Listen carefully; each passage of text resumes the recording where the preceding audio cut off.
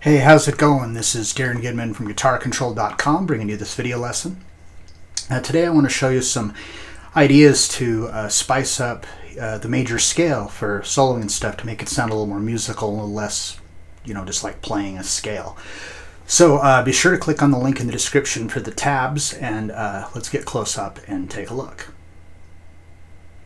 Alright, so for the examples today, we're going to be looking at the 7th position of the major scale, so the Locrian shape, and we're doing this in the key of G major, E minor, however you want to look at it. So we'll be starting on F sharp. So I'm at the 14th fret of the 6th string. So we've got 14, 15, 17. And then 14, 15, 17 on the 5th string, and then 14, 16, 17 on the 4th string, 14, 16, 17 on the 3rd string, 15, 17, 19 on the 2nd string, and 15, 17, 19 on the 1st string. So if you just play straight up the scale,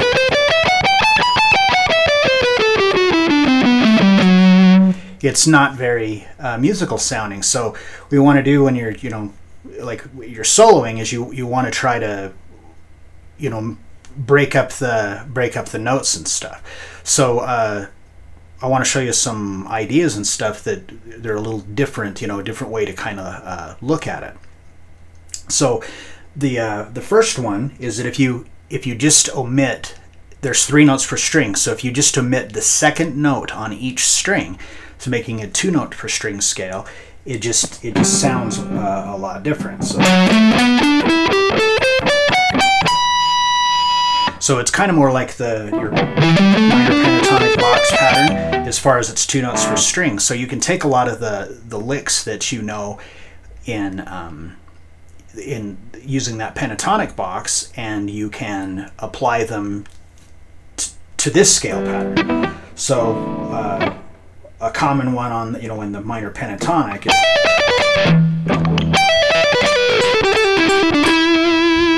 right. So if we take that same sequence and we do that with using this altered version of Locrian, then we get. So it's like just a different shape, a different sound, different idea. So you can take all the licks that you normally would play with your pentatonic shape, and you can do it inside of this, and you get some, unique and different ideas. So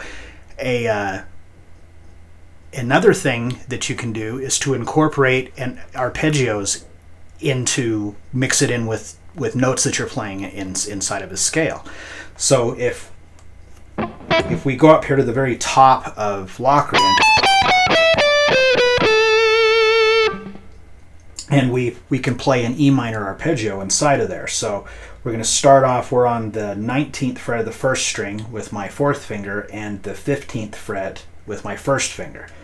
So I'm going to pick and do a pull off, 19 to 15, and then go to 17 on the 2nd string. And then follow that by 16 on the 3rd string. So,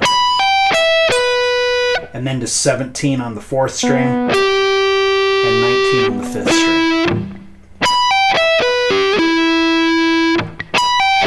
Whoops.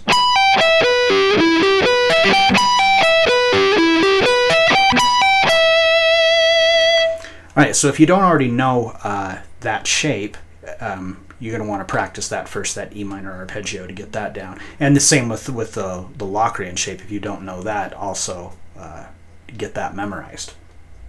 So I just want to show you a lick where, since those notes kind of overlap each other, a lick that you can play using that. So we're going to start off, we're on the 15th fret of the 2nd string, and I'm going to pick and do a hammer on to the 19th fret. And then do the same thing on the 1st string. So, and then from there, we're going to descend that arpeggio.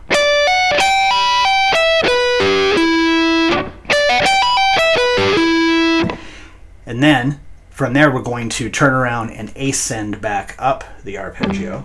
So we have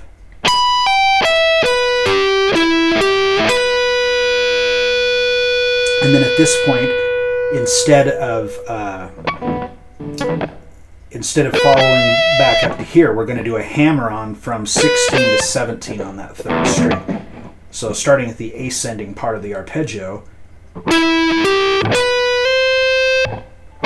then just roll your middle finger down, up to the second string, also on the 17th fret. So starting on the 5th string, we've got 19, then to the 5th string we have 17, and then to the 3rd string we have 16, and then a hammer-on to 17, and then you're going to take that middle finger and roll to the 2nd string, and then back to the 15th fret of the 1st string with our 1st finger, to the 19th fret as a hammer-on. So, and then we're going to pull that off again, and then end on the 17th fret of the 2nd string. So that whole lick slowly is.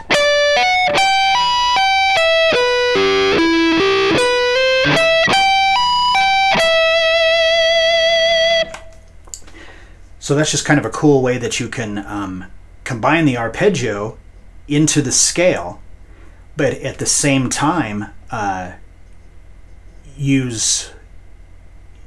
play the scale, not just straight up and down the scale, like break it up, and it just makes like a more interesting sounding lick.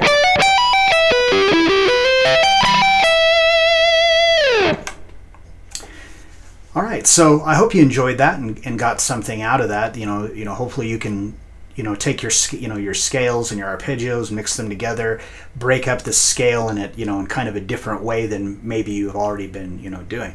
And you can, obviously you can do this with any of the positions of the major scale. You just need to do the, arpeggio that, fits it. This just particular one, I really like it because it's just in a comfortable spot to play, and it's an easy way to incorporate the arpeggio and the scale together because those notes overlap each other right there. So if you like the video, leave me a comment down below. Be sure to subscribe to the channel. Until next time.